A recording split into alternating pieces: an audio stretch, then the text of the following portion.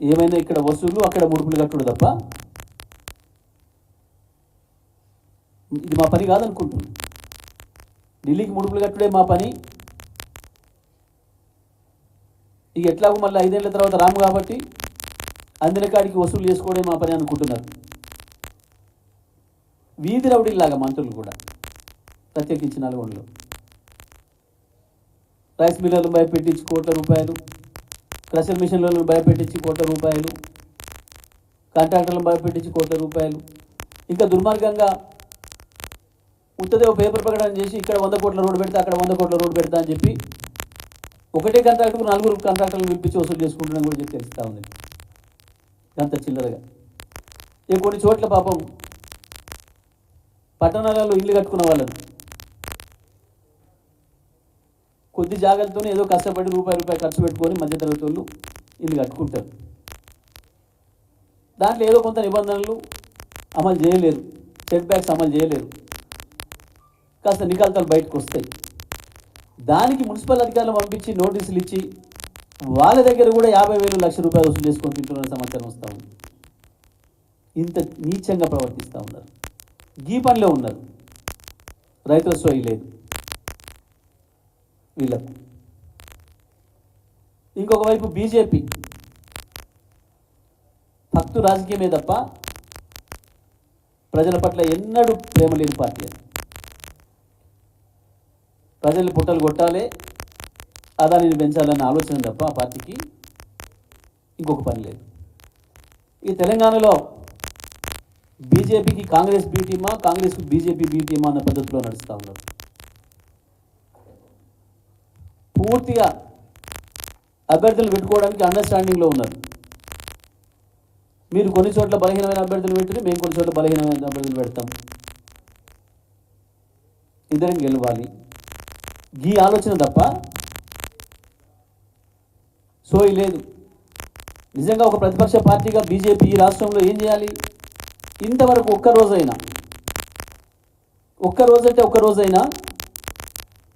వాళ్ళ కేంద్ర మంత్రి కిషన్ రెడ్డి కావచ్చు, రాష్ట్ర పార్టీ అధ్యక్షుడు, ఇతర ఎంపీలు కావచ్చు, ఇతర నాయకులు కావచ్చు, ఎక్కడనైనా ఎండిపోయిన పొలాన్ని సందర్శించే కార్యక్రమం చేసిండ్రా? కరువు పరిస్థితి మీద ప్రభుత్వం స్పందించాలని డిమాండ్ చేసిండ్రా? లేదా ఈ ప్రభుత్వం ప్రజలకు ఇచ్చిన హామీలు నెరవేర్చకుండా మోసం చేస్తుంటే ఒక్క మాట మాట్లాడినరా? లేదు. ఇప్పటికీ కేసీఆర్ని తిట్టాలి, బీఆర్ఎస్ మీదే దాడి చేయాలి. ఇద్దరికిద్దరు వేట కుక్కల్లాగా బీఆర్ఎస్ పార్టీ నాయకులు ఎత్తుకుపోయే పనిలో తప్ప ఇంకో పనిలో లేదు. ఇద్దరికి ప్రజల్లో పునాది లేదు. ఆ కిషన్ రెడ్డి గారు ఎప్పుడేం మాట్లాడుతారో ఆయనకు సోయి లేదు. మొన్న కేసీఆర్కు కవితమ్మ కేసుకు తెలంగాణకి ఏం సంబంధమే లేదన్నాడు. నిన్న ఏదో నిరూపిస్తా అంటున్నాడు. మీడియాలో స్పేస్ తప్ప ప్రజల్లో బేస్ లేని నాయకుడు కిషన్ రెడ్డి. మీడియాలో స్పేస్ తప్ప ప్రజల్లో బేస్ లేదు. ప్రజల్లో బేస్ ఉంటే ప్రజల సమస్యలు గుర్తుంటాయి, ప్రజల సమస్యలు దృష్టికి వస్తాయి, ప్రజల సమస్యల్ని ప్రతిబింబించే ప్రయత్నం చేస్తారు. ఒక పార్టీ అధ్యక్షుడిగా కనీస సోయి లేదు. లక్షలాది ఎకరాలు ఎండుతుంటే ఒక మాట లేదు. ఏమైనా కేసులు, జైళ్ళు ఈయన చేస్తాడట. ఈడీ చేసే విచారణ ఈయన చేస్తాడట. నేను విచారణ చేస్తా వస్తారా మాట్లాడుతున్నాడు. ఇది స్పష్టంగా తెలియజేస్తూ ఉంది. బీజేపీ ఉసుగొలిస్తేనే ఈ ఈడీ కేసులు అయితేనే విషయం. ఏముంది ఆ కేసులో? 2 సంవత్సరాల పైగా విచారణ చేసి వీళ్ళే విచారించి వీళ్ళే వదిలేసి కవితమ్మను గతంలోనే 10 రోజులు 10 రోజులు విచారణ చేసి తీసుకుపోయి అవాళ ఏ ఆధారం లేదని వదిలేసింది. ఇవాళ ఎన్నికలు వచ్చిన సందర్భంలో ఈ దేశంలో బీజేపీకి వణుకు పుడుతుందంటే కేవలం కేసీఆర్, కేజ్రీవాల్ని చూసి. అందుకే ఇద్దరిని బంధించాలి, ఈ ఇద్దరు ఇబ్బందులు నెట్టాలి, ఎన్నికల్లో దొంగదారులు బయటపడాలి. దాని కొరకు తయారు చేసిన కేసు తప్ప ఇంకోటి కాదు అని స్పష్టంగా అర్థమైంది మనకు. మొన్నటి వరకు మొన్ననే చెప్పిండు మీ అందరి సాక్షిగా ఆ కేసుకు తెలంగాణకి ఏం సంబంధం అని మాట్లాడినోడు నిన్న మళ్ళీ మాట మార్చి ఎందుకు కేసు మేము విచారణ చేస్తా, నిరూపిస్తా. నేను ఈడీని డిమాండ్ చేస్తున్నా, కిషన్ రెడ్డిని కూడా విచారించండి. ఎందుకంటే నా దగ్గర ఆధారం లేని మాట్లాడండి. నిన్న ఆధారాలు ఉంటే 2 సంవత్సరాల నుంచి ఎందుకు చెప్పలేదు కిషన్ రెడ్డి? ఇందులో మతలబేంది? కిషన్ రెడ్డి కూడా భాగస్వామ్యం ఉందా? ఒకవేళ జరిగితే అక్కడైనా పొరపాటు ఎందుకు ఇవ్వలే? ఆధారాలు ఉంటే 2 సంవత్సరాల నుంచి ఈడీ ఆధారాలు దొరకనే కదా కొట్టుకుంటుంది కింద మీద.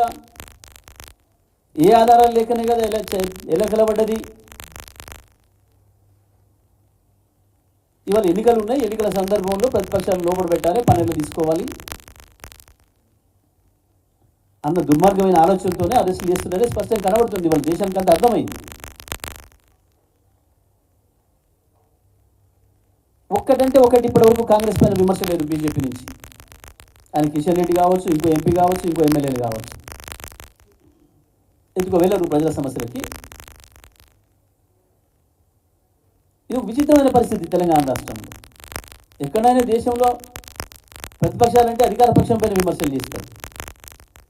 కానీ ఇక్కడ ఇద్దరు కలిసి ఒకే పద్ధతుల్లో కేసీఆర్ గారి పైన దాడి చేస్తున్నారు, బీఆర్ఎస్ పైన దాడి చేస్తున్నారు అంటేనే వీళ్ళ బలహీనత అర్థమవుతుంది.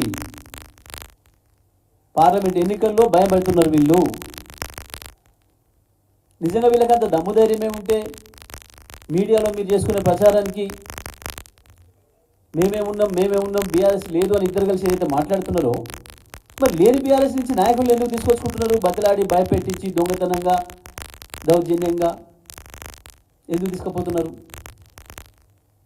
2 పార్టీలకు సగం మంది పైన అభ్యర్థులు బీఆర్ఎస్ అభ్యర్థులు ఎందుకు అక్కరైనరు?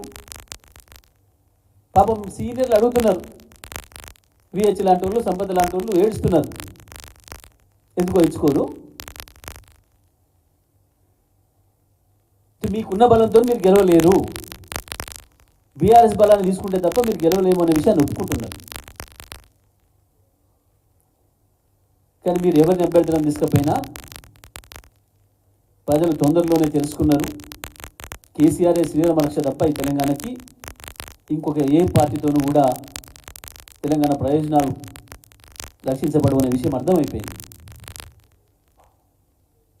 పార్లమెంట్ ఎన్నికల్లో తప్పకుండా బీఆర్ఎస్కే పట్టం కడుతున్న విషయం అర్థమైపోయింది.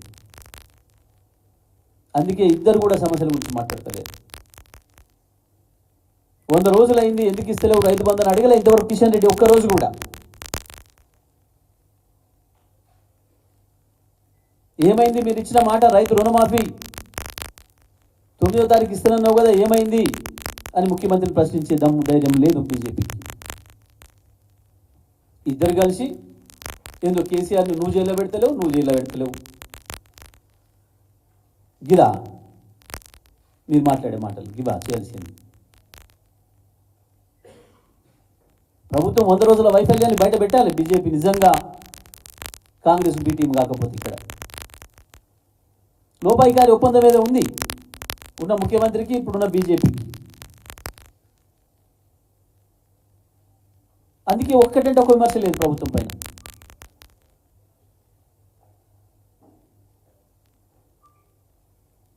మేము బీఆర్ఎస్ పార్టీ తరఫున డిమాండ్ చేస్తున్నాం,